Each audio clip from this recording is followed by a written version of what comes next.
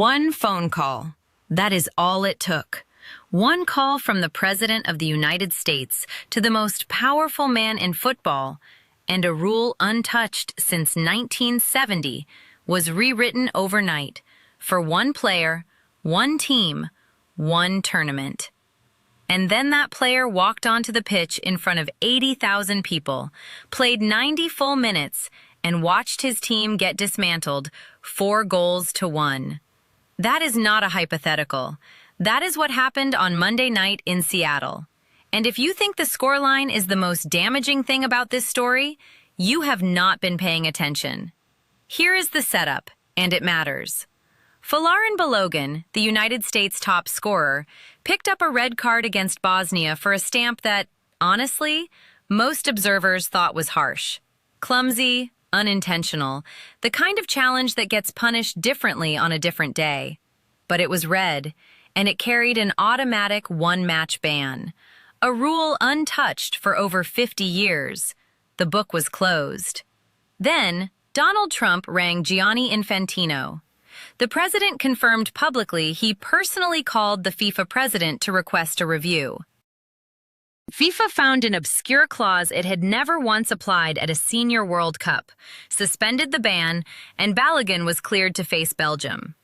Trump thanked FIFA on Truth Social for reversing, in his words, a great injustice. Belgium tried to appeal and were told they had no standing because FIFA ruled they were not even an interested party in a decision that determined who they would face in a knockout round. Read that slowly. UEFA said it crossed a red line.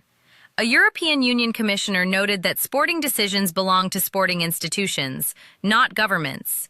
And Trump went further, publicly calling Brazilian referee Rafael Claus suspect, forcing the Brazilian Football Confederation to release a formal statement defending their official as an exemplary professional.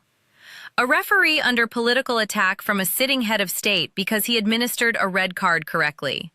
The outrage was global, and Belgium took every word of it personally. The squad held a meeting the moment the news broke. Not a tactical session, a meeting. They marched to Lumen Field with fans chanting FIFA Mafia around them, and walked onto that pitch burning to settle it in the only language the game understands. Infantino himself sat in an executive suite to watch. If there was a more pointed audience for what followed, it is impossible to imagine. And then the football happened.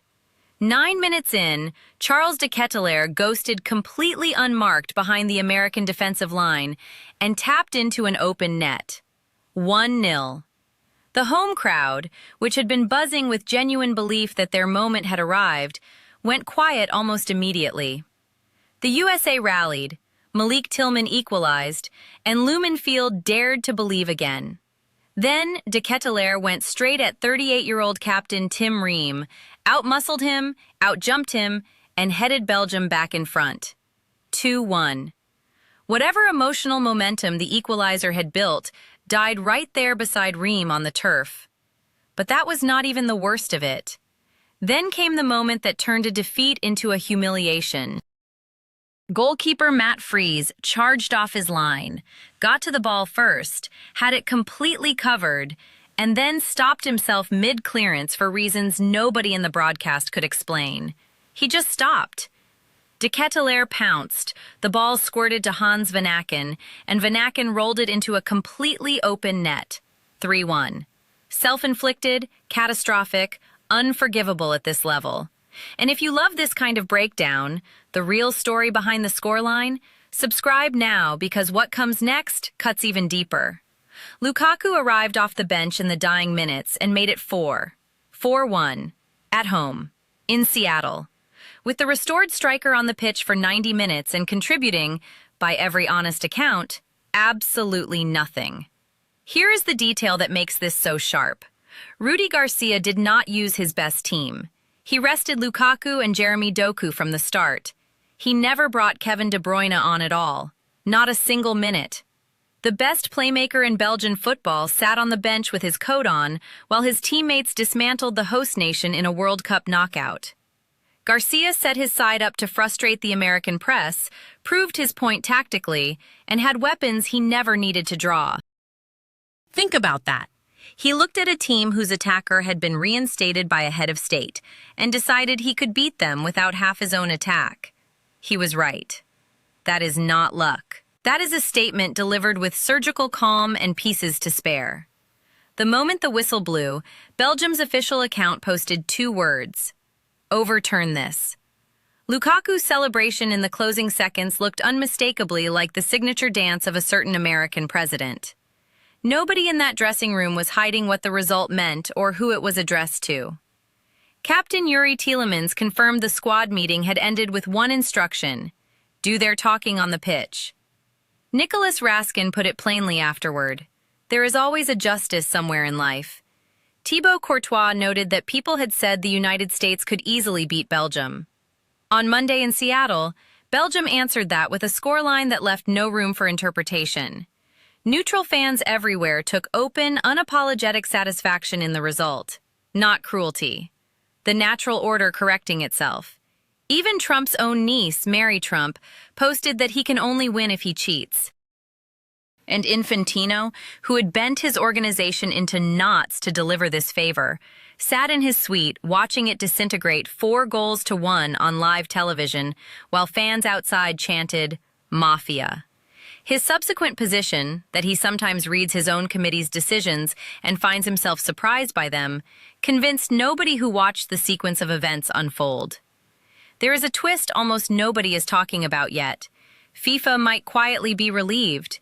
If the USA had used that reprieve to go deep in the tournament, every match from that point forward would have carried the asterisk. Every win, another conversation about the phone call. Instead, Belgium cleared the entire problem off the board in 90 minutes.